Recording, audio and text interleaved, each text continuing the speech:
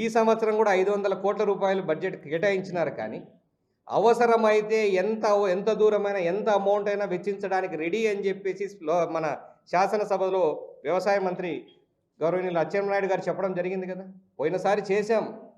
ఊరికే మాటలు చెప్పడం కాదు, అవసరం ఉన్నప్పుడు మళ్ళా అవసరం అయితే రైతులకు అవసరమైనప్పుడు మేము వచ్చి చేస్తామని చెప్పడం జరిగింది.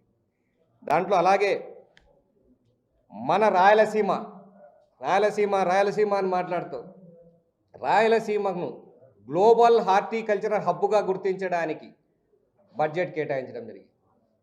ఏదో రాయలసీమ హార్టికల్చర్ హబ్ కాదు, ప్రపంచంలోనే హార్టికల్చర్ అంటే రాయలసీమను అన్నట్టుగా తయారు చేయాలని చెప్పి దానికి ప్రణాళికగా ఈ మధ్య ఎస్టిమేట్లు వేసినారు. ఒక్క కమలాపురం కాన్స్టిట్యున్సీకే 100 కోట్ల చిల్లర రోడ్ డెవలప్మెంట్ రైతులకు సంబంధించినవి చేసుకొని పెట్టినారు. ఏంటి? ఇన్ఫ్రాస్ట్రక్చర్ డెవలప్మెంట్కే. ఇవి కాకుండా ఫుడ్ ప్రాసెసింగ్ యూనిట్స్ వస్తాయి, గోడౌన్స్ వస్తాయి, కోల్డ్ స్టోరేజ్ యూనిట్స్ వస్తాయి. ఎంత చిత్తశుద్ధి లేకుంటే ఇంతకుముందు ఏదైతే యువగలం పాదయాత్రలో లోకేష్ గారు రాయలసీమ అంతా హార్టికల్చర్ హబ్ చేస్తానో దానికి అడుగులు వేస్తాను, దానికి చిత్తశుద్ధితో పని చేస్తాను. దీని గురించి మాట్లాడరే.